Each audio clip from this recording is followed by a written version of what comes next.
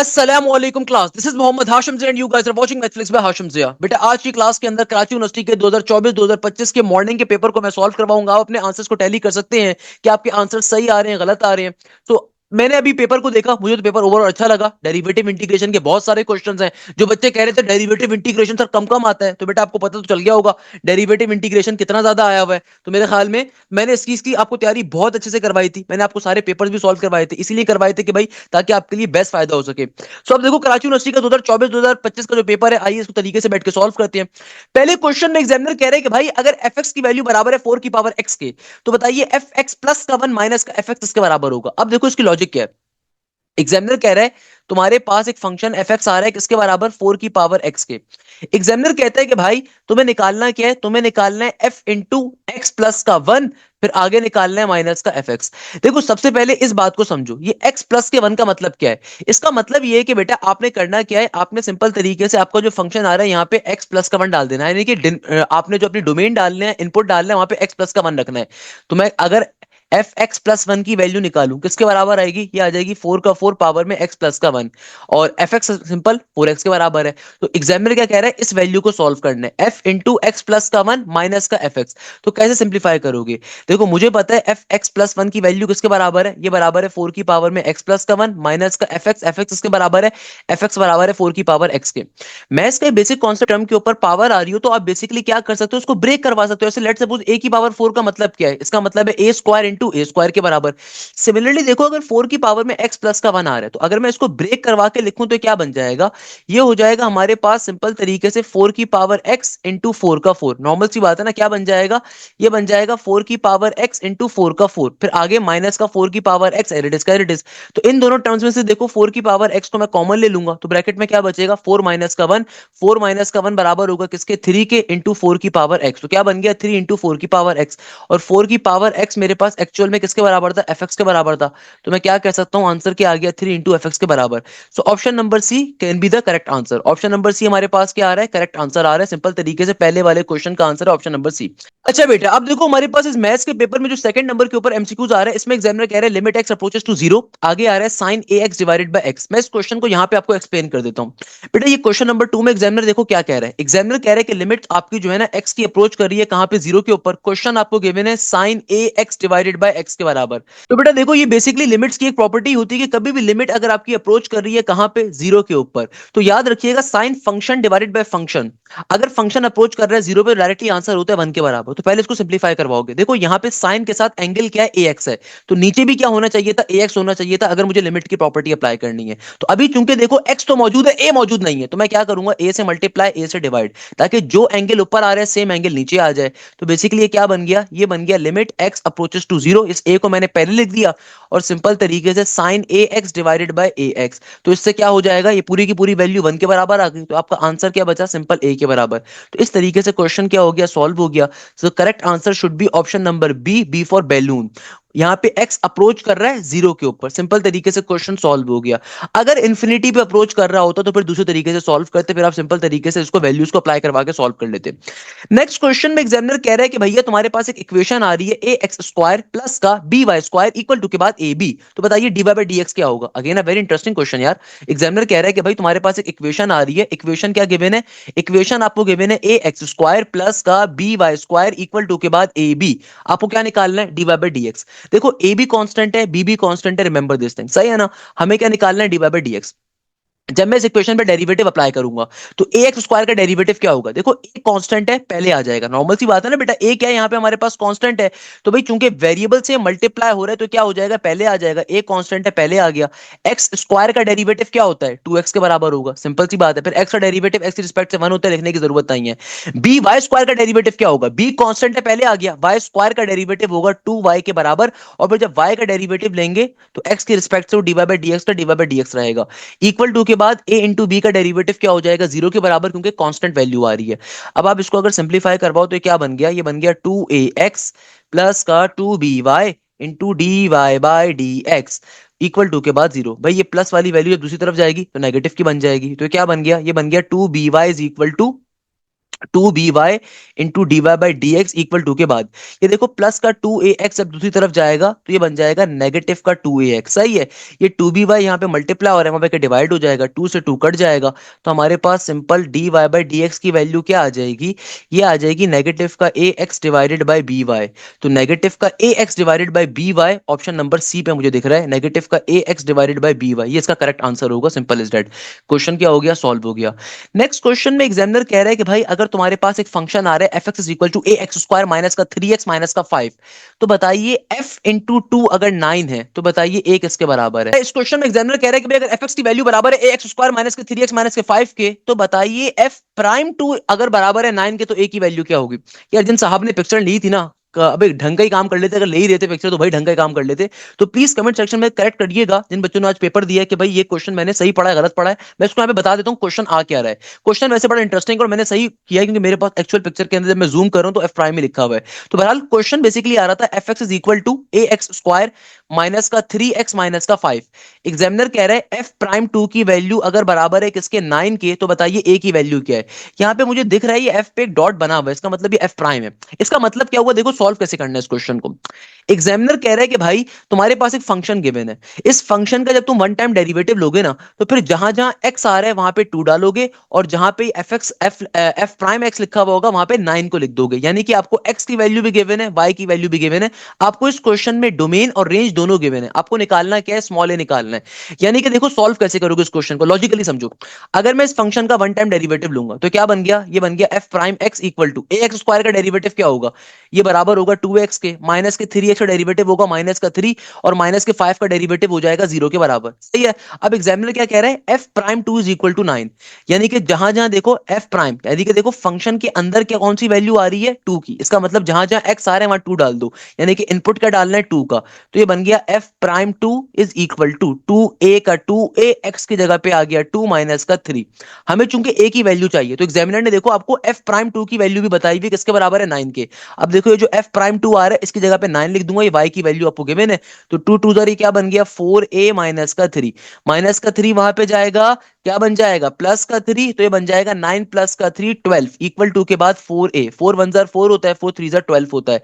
तो finally a की value किसके बराबर आ गई, 3 के बराबर आ गई ना, 4 3 जार 12 हो गया। तो आपके पास देखो ऑप्शन नंबर बी में वैल्यू मौजूद है। इसका मतलब यही क्वेश्चन गिवन था, हमने सही सॉल्व किया है। कैसे सॉल्व किया दोबारा समझिएगा कि देखो बेटा आपको यहाँ पे क्वेश्चन गिवन एक फंक्शन, एग्जामिनर आपसे कह रहा है कि भाई f प्राइम 2 बराबर है 9 के, यानी कि आपको इक्वेशन में x भी गिवन है y भी गिवन है। यानी कि आपने फंक्शन का पहले वन टाइम डेरिवेटिव लिया, उसके बाद देखो ये जो x जहां जहां आ रहा है ना वहां पे आप 2 डाल दोगे। अब देखो ये क्या बन गया f प्राइम 2, यहाँ पे भी x जगह पे 2 आ गया। अब एग्जामिनर ने क्या कहा था, जहां पे f प्राइम 2 देखोगे उसकी वैल्यू किसके बराबर है 9 के बराबर, तो इस f प्राइम 2 की जगह पे मैं क्या लिख दूंगा 9 लिख दूंगा।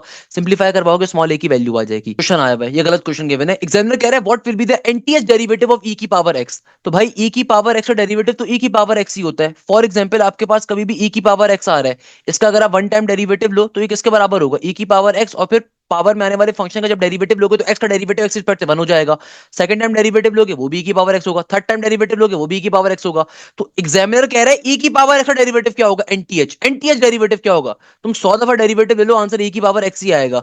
सो यहाँ पे एक आंसर ऐसा होना चाहिए था सिर्फ e की पावर x का, वो कहीं पे भी नहीं आ रहा, इसका मतलब ऑप्शंस में गलती गिवन है आपको। सही है ना। या तो एग्जामिनर मुझसे कहता है कि भाई e की पावर nx का डेरिवेटिव क्या होगा, वो समझ में आता है, बट यहाँ पे सिंपल उसने लिखा हुआ है e की पावर x का डेरिवेटिव। तो भाई e की पावर x का डेरिवेटिव तो सिंपल e की पावर x ही होगा ना। हाँ, अगर लेट सपोज मेरे पास कहीं पे e की पावर 2x हो तो उसका डेरिवेटिव होगा e की पावर 2x, फिर पावर में आने वाले फंक्शन का डेरिवेटिव लोगे 2 बन जाएगा। कहीं पे लिखा हो e की पावर 3x तो उसका डेरिवेटिव क्या होगा, वो आएगा e की पावर 3x, और फिर पावर में आने वाले फंक्शन का डेरिवेटिव लोगे।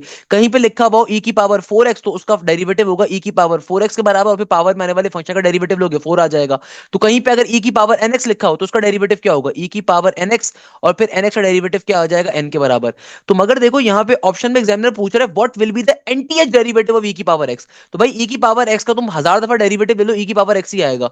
किसी भी ऑप्शन में नहीं गिवन तो आप एक रैंडम ऑप्शन कोई भी फिर लगा सकते हो, आपको ऑप्शन इसके वैसे ही नंबर मिलने चाहिए, इसके आपको नंबर वैसे ही मिलने चाहिए क्योंकि कोई भी ऑप्शन बेटा यहाँ पे करेक्ट नहीं है। सो आपको वैसे ही इसके नंबर मिलने चाहिए। जो मुझे लग रहा है मोस्ट प्रेफरेबल आंसर वो मैं कह सकता हूं कि भाई सिंपल तरीके से nth डेरिवेटिव कह रहे हैं ना, तो nth डेरिवेटिव के लिए पावर को आप पहले भेज दो तो आप फिर कह रहे हो, let's suppose option number a आ रहा है। अगेन ये मेरे पास से तुक्का है, क्योंकि भाई आपके पास क्वेश्चन की स्टेटमेंट ही गलत है यहाँ पे। ये माशाल्लाह से जिन्होंने पेपर बनाया है ये उनको भी नहीं पता होगा, सही है ना। नेक्स्ट क्वेश्चन में एग्जामिनर कह रहा है कि भाई अगर y की वैल्यू आ रही है टेंजेंट इनवर्स x के बराबर, तो y डबल प्राइम 1 किसके बराबर होगा। देखो यहाँ पे दो दफा डैश गिवन है, इसका मतलब क्या, डबल प्राइम। इस क्वेश्चन में देखो एग्जामिनर क्या कह रहा है। एग्जामिनर कह रहा है कि भाई तुम्हारे पास एक फंक्शन आ रहा है क्या, टेंजेंट इनवर्स x का। इसके अंदर आपको निकालना क्या है, अगर y की वैल्यू टेंजेंट इनवर्स x है ना, तो find the value of y double prime of 1। अब कैसे सॉल्व करोगे, देखो वन टाइम डेरिवेटिव क्या कैसे लोगे। टेंजेंट इनवर्स x का डेरिवेटिव क्या होता है बेटा, टेंजेंट इनवर्स x का डेरिवेटिव होता है दुनिया के अंदर सिंपल तरीके से 1/1 प्लस फंक्शन का स्क्वायर। क्या मुश्किल बात है भाई। टेंजेंट इनवर्स एक्स का डेरिवेटिव में क्या फॉर्मूला होता है, ये होता है 1/1 प्लस फंक्शन का स्क्वायर। और बात यहाँ पे खत्म नहीं होती, बात बढ़ती है आगे। आगे जाके आप फंक्शन का डेरिवेटिव लोगे तो एक्स का डेरिवेटिव एक्स रिस्पेक्ट से 1 होता है। अब जब मैं एक और दफा डेरिवेटिव लूंगा, तो क्योंकि यहाँ पे देखो डबल प्राइम आ रहा है, यहाँ पे क्या आ रहा है, डबल प्राइम। क्योंकि डबल प्राइम का मतलब क्या, दो दफा डेरिवेटिव लेना है ना। अब जब एक और दफा डेरिवेटिव लूंगा तो जाहिर सी बात है भाई, पहले तो इसको टर्म को सिंप्लीफाई कर दो। नीचे से नीचे वाली वैल्यू को नीचे से ऊपर भेज दूंगा, तो ऊपर आके बन जाएगा 1 प्लस एक्स का स्क्वायर होल पावर में -1। अब ये मेरे पास इसका सेकंड डेरिवेटिव लूंगा, तो पावर फॉर्मूला इस्तेमाल करोगे, पावर पहले आएगी, फिर पावर में से एक माइनस करके फंक्शन को लिखोगे तो ये बन जाएगा -2। फिर बेस का डेरिवेटिव लोगे, 1 का डेरिवेटिव 0 हो गया, एक्स स्क्वायर का डेरिवेटिव 2x हो जाएगा। अब फाइनली देखो एग्जामिनर ने क्या कहा, इनपुट कर दो 1 को, तो जहां जहां एक्स आ रहा है वहां 1 डाल दीजिए तो आंसर आ जाएगा।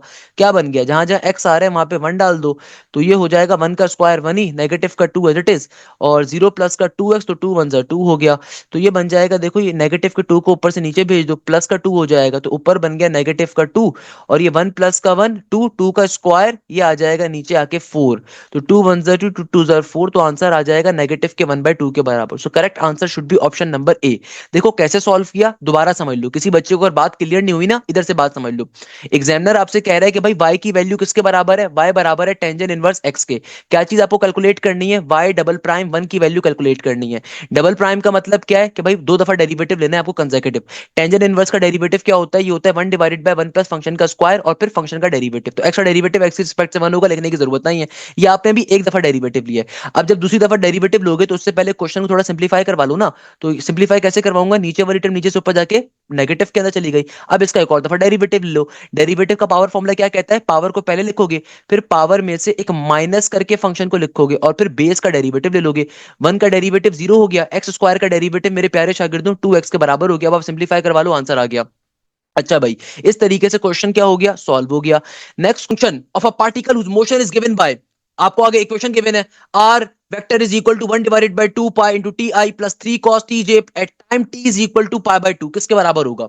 अब देखो इस क्वेश्चन को सॉल्व कैसे करेंगे, इसकी लॉजिक क्या है। अरे भाई सिंपल, आपके पास मोशन का कॉन्सेप्ट आ रहा है।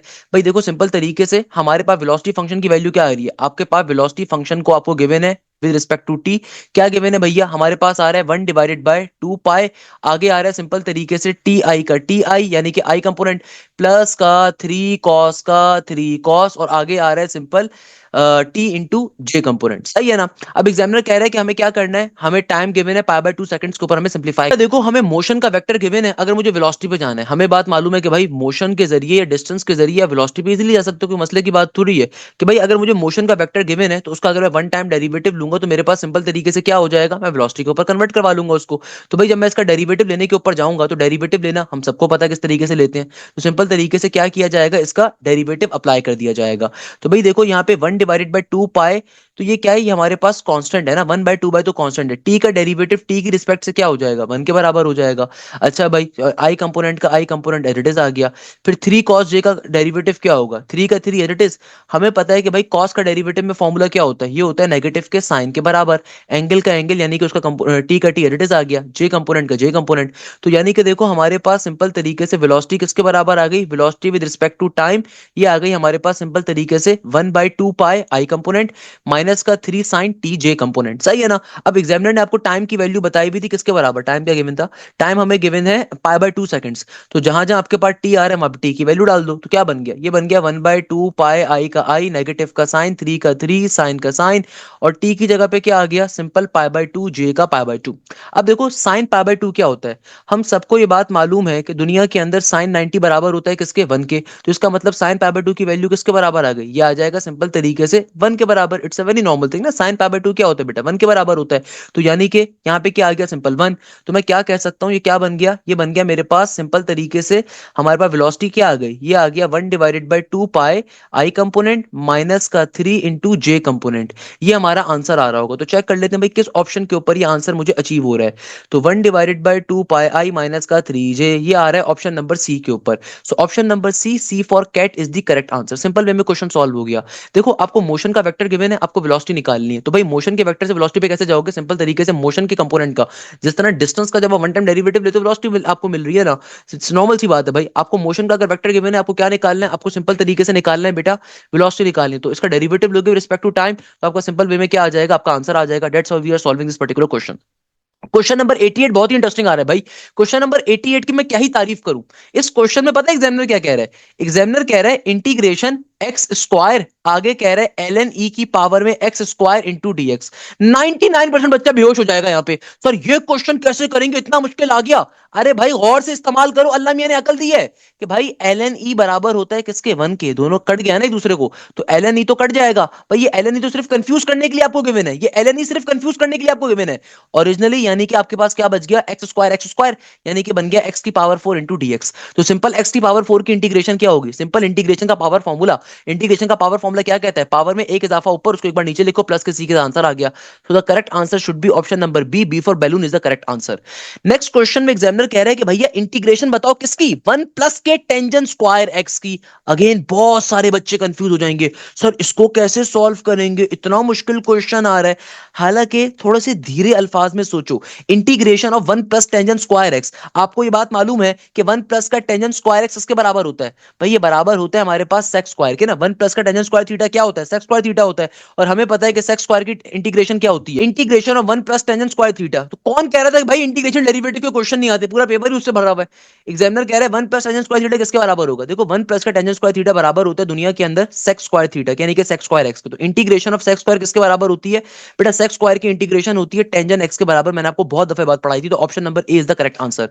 नेक्स्ट क्वेश्चन में एग्जामिनर कह रहा है if f x is an anti derivative of function then integration upper limit b lower limit a f x is equal to.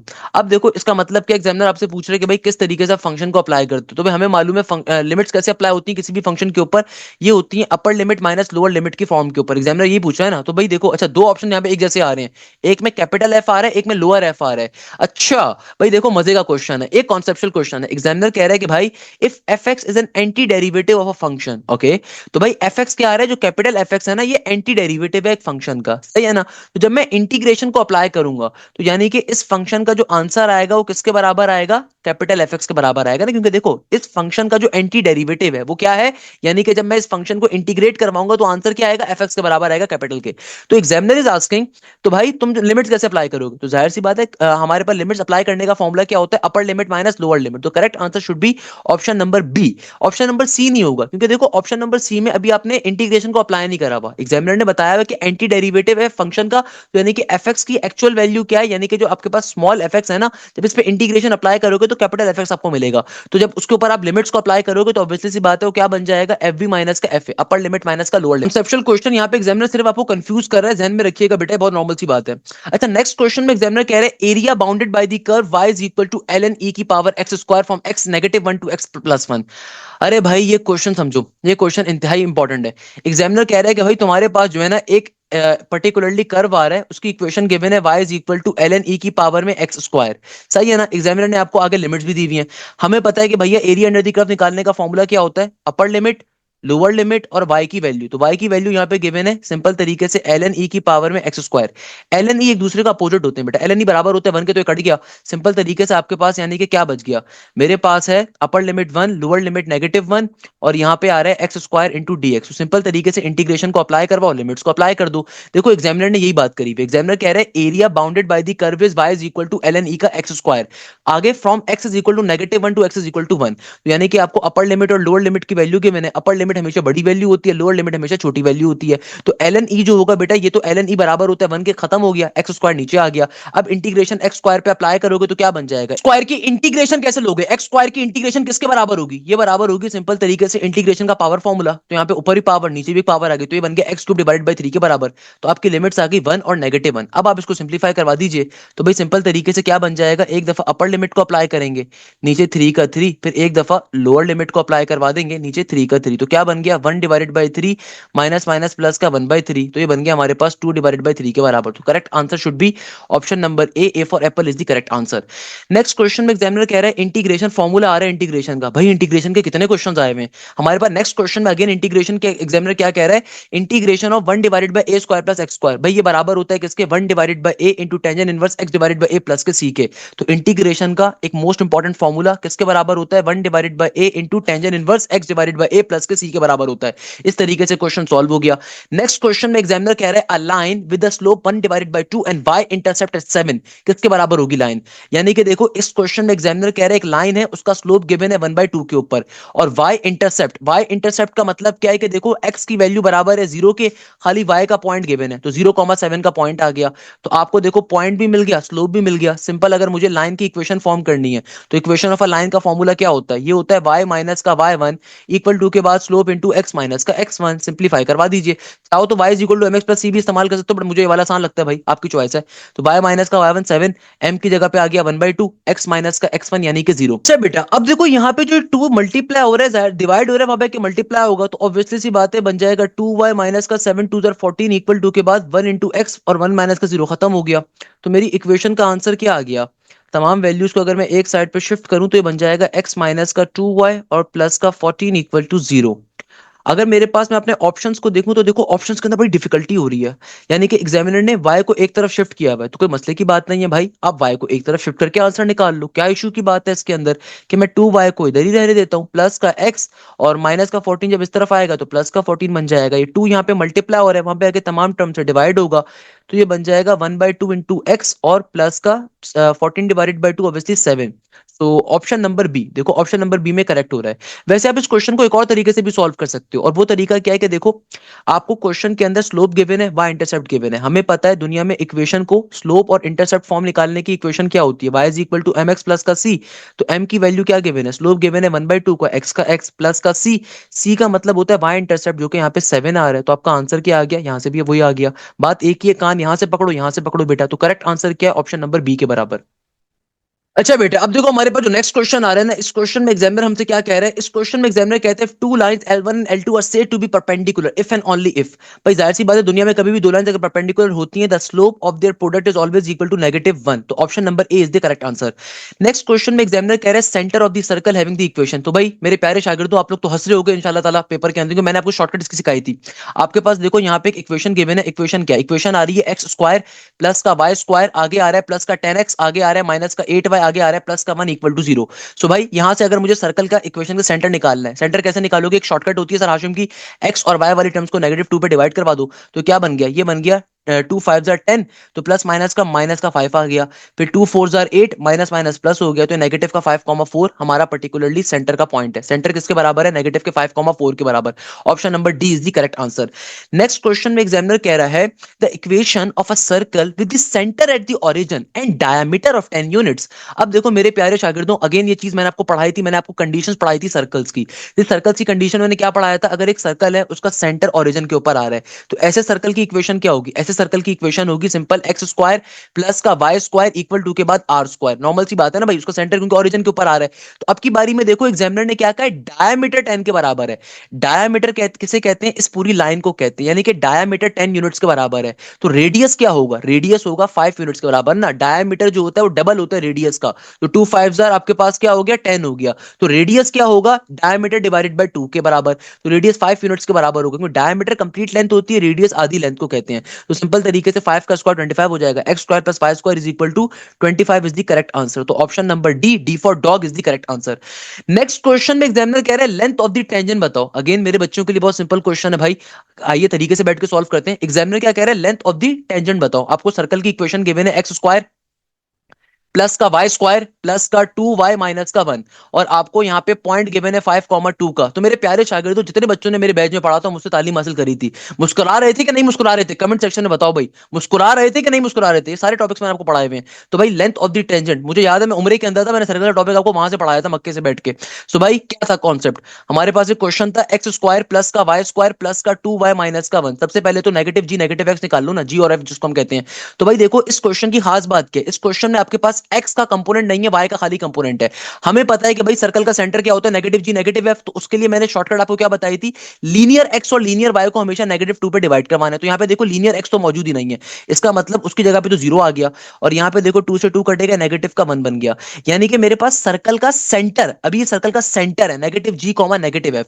हमें क्या चाहिए होता है, लेंथ ऑफ द टेंजेंट निकालने के लिए प्लस का जी प्लस का एफ चाहिए होता है। तो डायरेक्टली आप इसके साइंस को कन्वर्ट करवा दो, जीरो के साइन कन्वर्ट करवाओ ना करवाओ फर्क नहीं पड़ता। तो 0,+1 आपके पास आ गया, प्लस के जी कॉमा प्लस के एफ की वैल्यू। ये 5,2 आपका एक्स और वाई है। लेंथ ऑफ द टेंजेंट निकालने का फॉर्मूला क्या होता है, ये होता है L is equal to under root के अंदर एक्स स्क्वायर प्लस का वाई स्क्वायर प्लस का 2gx प्लस का 2fy प्लस का c। ये सिंपल होता है लेंथ ऑफ द टेंजेंट निकालने का फॉर्मूला।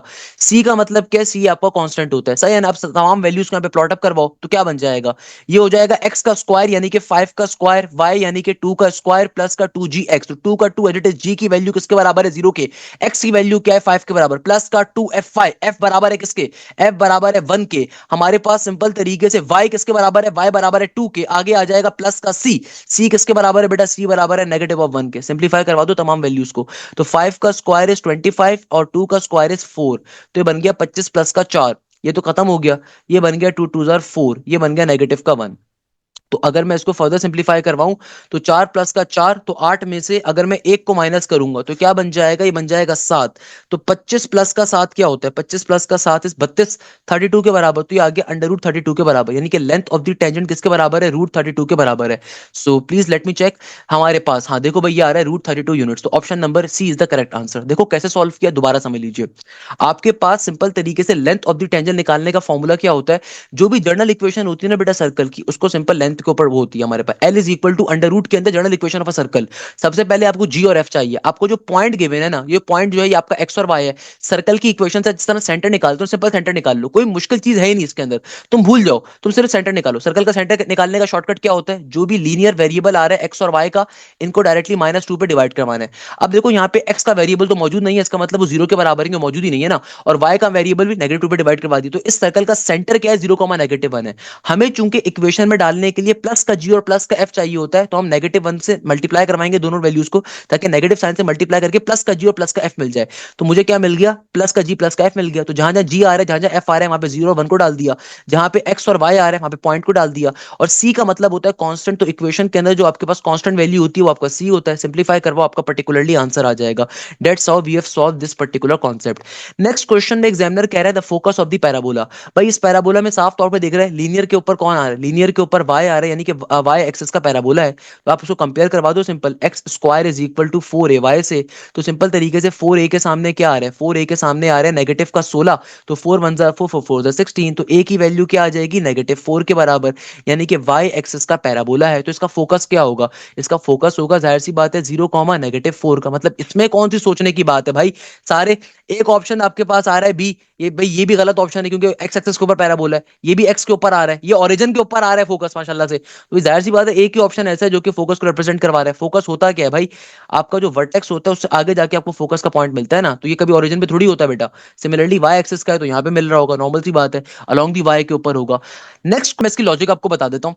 एग्जामिनर इस क्वेश्चन में कह रहा है auxiliary circle of an ellipse क्या होगा। देखो ऑक्सिलरी सर्कल किसे कहते हैं, ऑक्सिलरी सर्कल एक ऐसा सर्कल होता है कि भाई इलिप्स के अंदर जिसकी इक्वेशन होती है एक्स स्क्वायर प्लस का वाई स्क्वायर इक्वल टू के बाद ए स्क्वायर। ये इक्वेशन होती है हमारे पास auxiliary circle of an ellipse की, सही है ना भाई। एक ऐसा सर्कल जो कि भैया हमारे पास इलिप्स के वर्टिसेस से पास करता है ना, उसको हम कहते हैं ऑक्सिलरी सर्कल। अगर मैं आपको इसकी डायग्राम बना के दिखाऊं, इसकी डायग्राम कुछ ऐसे होती है। लेट्स सपोज ये मेरे पास एक इलिप्स आ रहा है, तो मेरे पास जो ऑक्सिलरी सर्कल होगा ना वो ऐसा करके होगा। मैं इसको थोड़ा सा आपको अच्छे से करके बना के दिखा रहा हूं। तो फॉर एग्जांपल ये जो सर्कल आ रहा है ना बेटा, ये क्या कहलाएगा, ऑक्सिलरी सर्कल। एक ऐसा सर्कल जो इलिप्स के वर्टिसेस से पास होता है उसको कहा जाता है मैथ्स के अंदर ऑक्सिलरी सर्कल। अब फॉर एग्जांपल मैं आपको इसकी एग्जांपल दिखाता हूं।